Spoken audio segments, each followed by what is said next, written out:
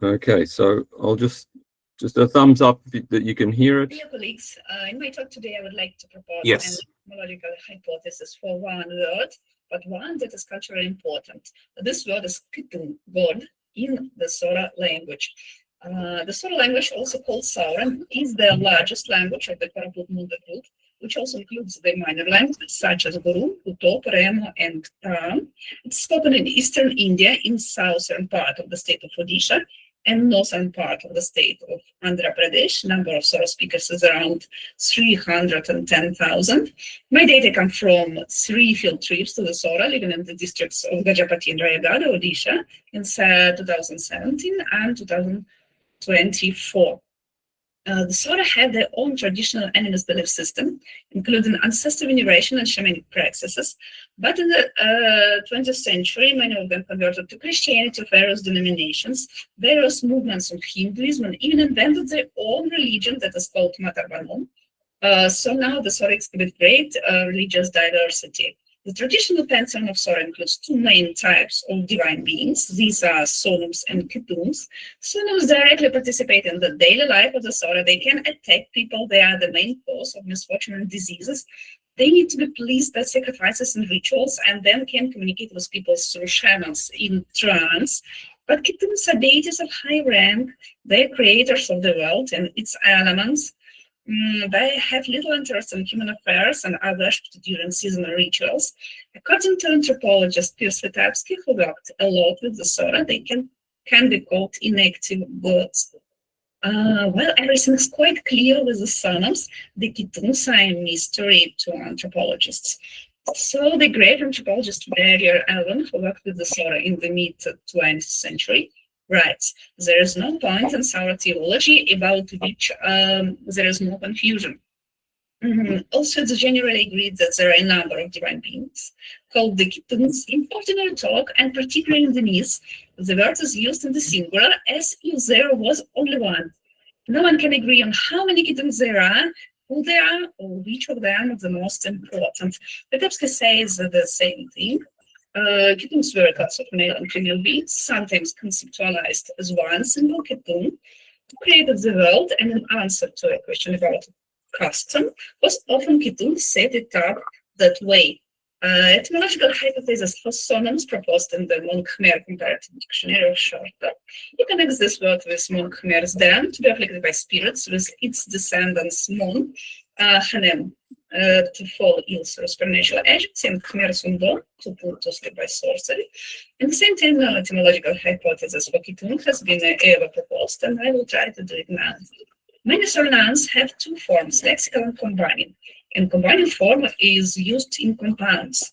So the combining form for sonum is sim. If we want to say as God, we'll say labosim, not labosonum, labos as. But the same thing is with kıttuŋ. Combining form is tung. So the creator of trees will be anew, not anew kıttuŋ.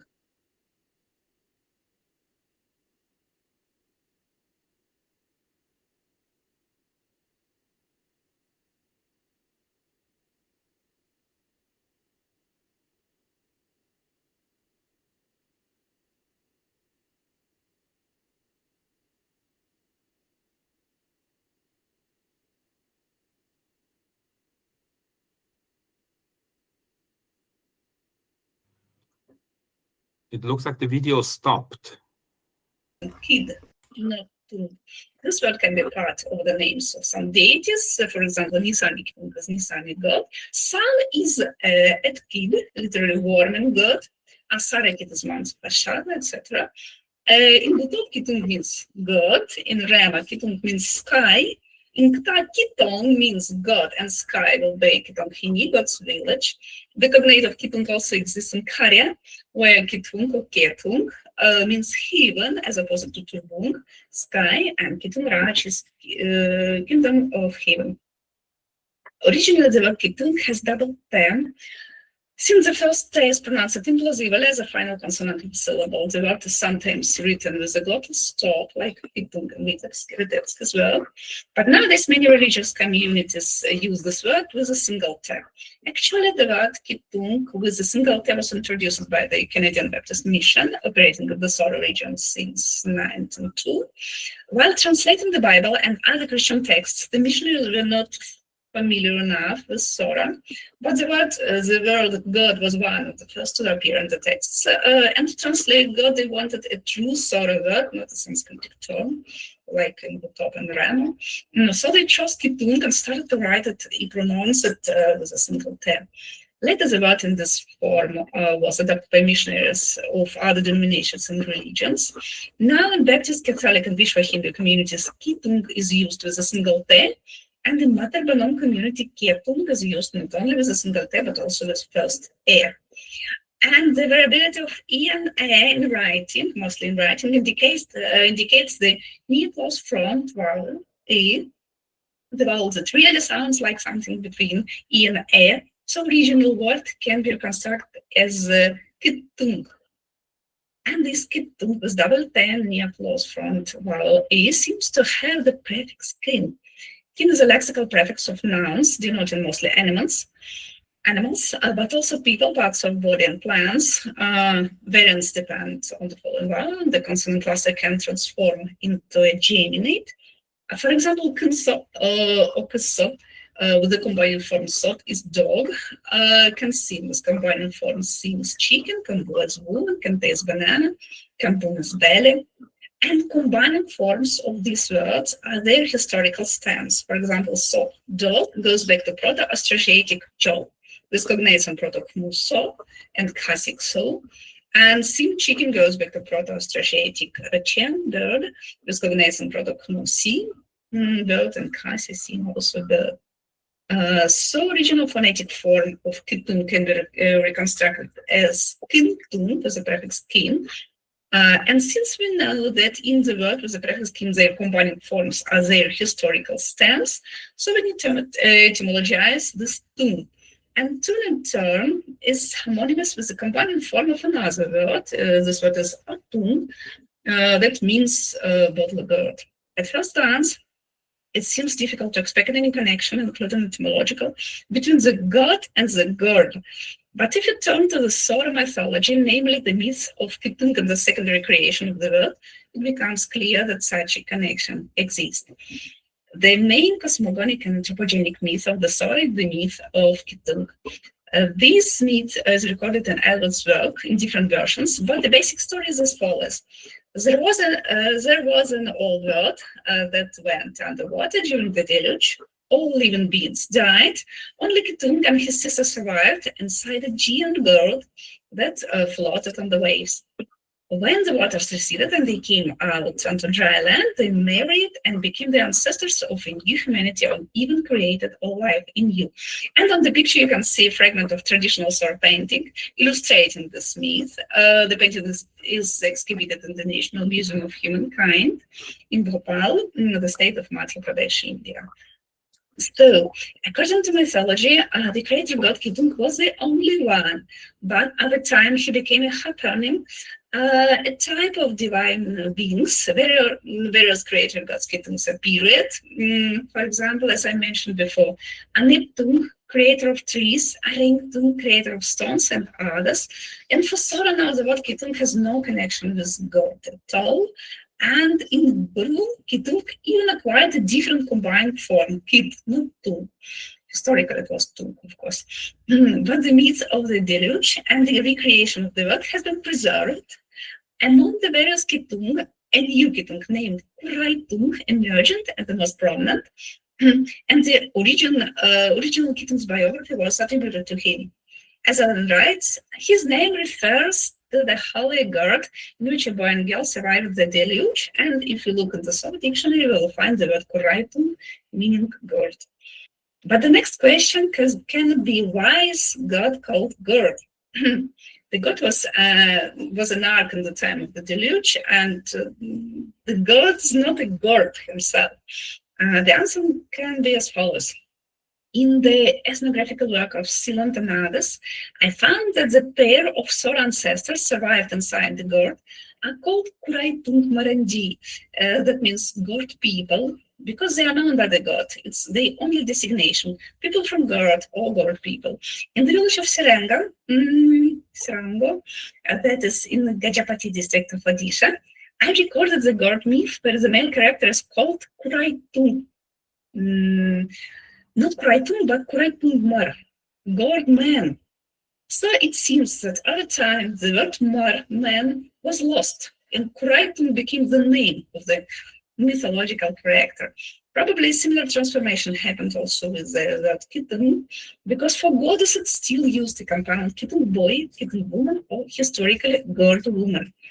The interesting fact is that a similar myth about the deluge and the gourd is widespread among most of the tribal ethnic groups of southern Odisha and southern Chhattisgarh. It was recorded among all the Mundas, as well as among Dravidian tribes of Kons, Gonds, Koyas, and the Indo-Aryan Pantheons. However, the northern Munda have no such myth. The Kaya have just a word kıttuŋ for heaven, which is clear cognate, but the myth itself is not recorded. The name gourd for the god has a parallel in Dravidian languages in the myths of the Dravidian Koyas living in Malkagiri, Odisha, and Gon Marias in Bastar Chhattisgarh. The male character of the gourd myth is called Dada Burka. This name has clear etymology because Dada means brother, elder brother, and Burka means gourd. So the name can be translated as brother gourd.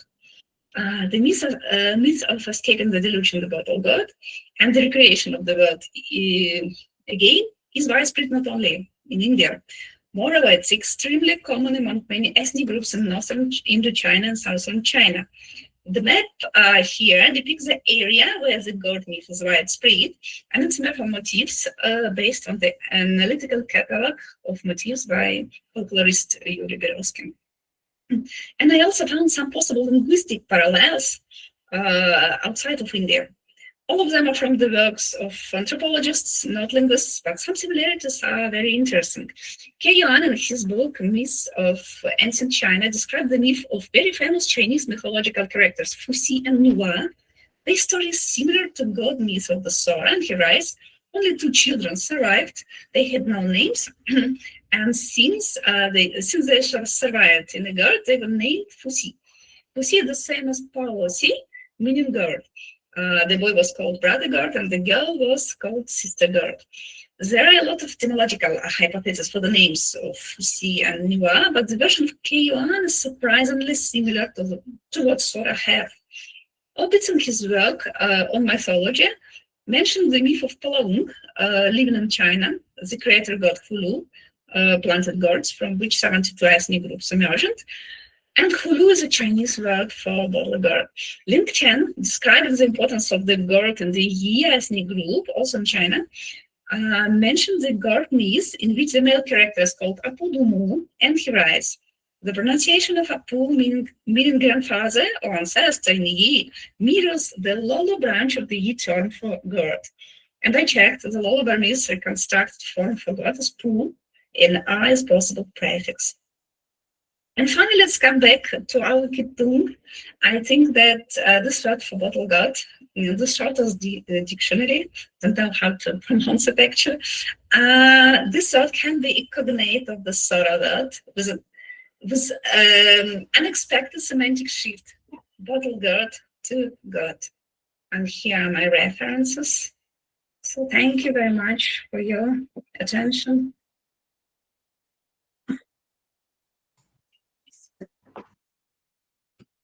Well, thank you very much, Evgeniya, for this very interesting video. You made my job easy by keeping the time with the pre-recorded video. I didn't have to interfere. So that leaves us with plenty of time for questions and comments. Write in the chat or raise your hands.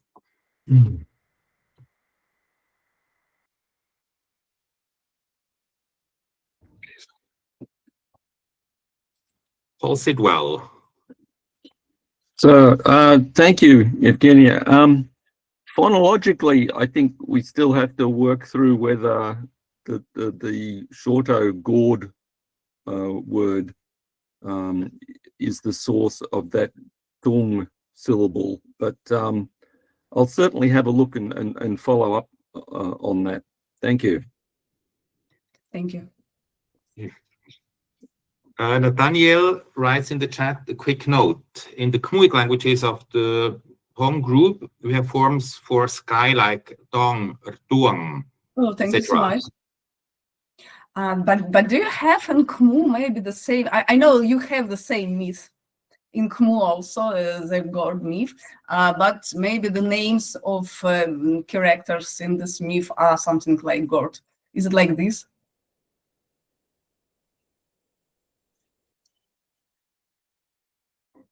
Nathaniel, do you know anything? Okay, not sure. Okay. Maybe somebody else know this kind of myths in the cultures he studies and the names of characters, because I'm collecting these names and trying to understand maybe in other culture they also have something like gourd connection. Well, the myth certainly, as you said, is very widespread, also in Southeast Asia. Also, the Thai people have this myth with the gourd. But the we have to name, check on the names if there's any. Yeah, if it's possible, I will be extremely happy.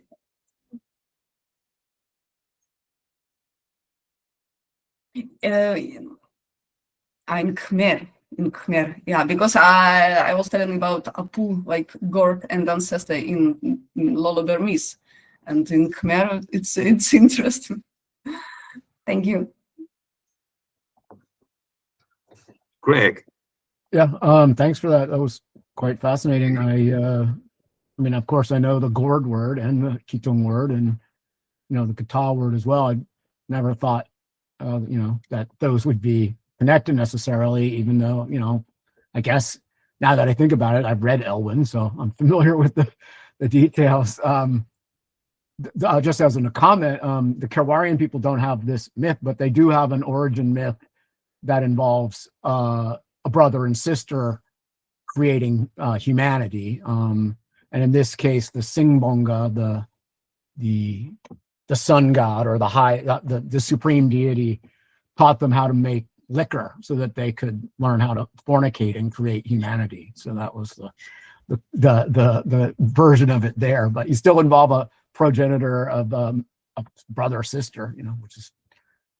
Yeah, it's more widespread, the myth about brother and sister, but in Koraput Mundus, they escape in gourd. Yeah. Because in Santali, for example, they are born in something like egg. I forgot. They are also brother and sister, but no gourd in this myth. Right. And of course, the egg is another widespread across Asia. Yeah. Mythos. Yeah. Yeah. And it's very, very difficult to understand the connection between kıttuŋ and gourd, because kıttuŋ now is spoken mostly with one te, kıttuŋ, and so it's difficult to understand that it was a prefix kin, because for the skin we need the form kıttuŋ, and only animists now I think use this with double te, because in Christian context every time it's kıttuŋ, kıttuŋ, kıttuŋ, and when we have kıttuŋ there is no prefix kin. Right. Yeah. I mean, the vocalism was probably originally a schwa in Sora, not an I, because I is only an allophone of E after palatals, essentially. But that's a trivial detail.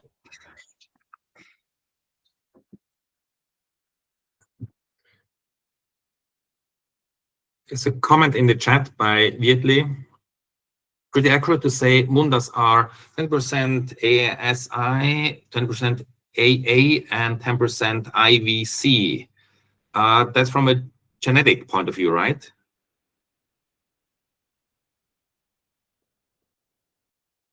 Because from linguistic point of view, they are Austroasiatic, and I don't know. I know nothing about Indus Valley civilization, and can't say. Well, but there may be further connections in this kind of myth, because the myth may survive for a long time. of course, difficult to tell. Actually, this myth is widespread all around India, not only in Eastern India. It is also in Nilgiri, among Dravidian tribes. It's also widespread among Bhils in Western India, so like everywhere. Are you aware of any studies tracing the origins of that myth?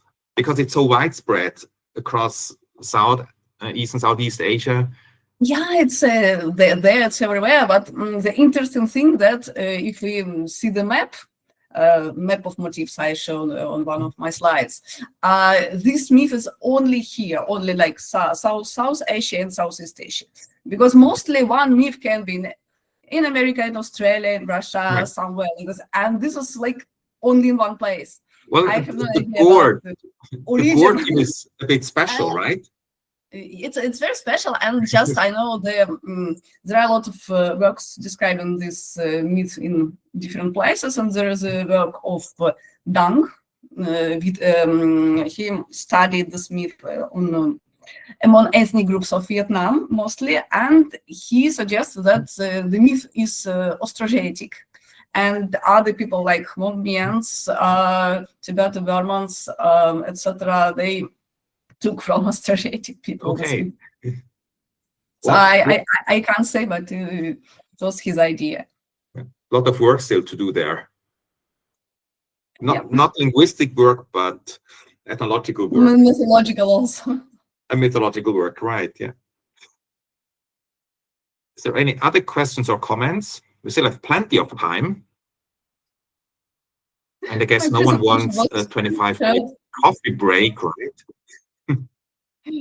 We're gonna have a long coffee break. Well, it looks like people want a long coffee break.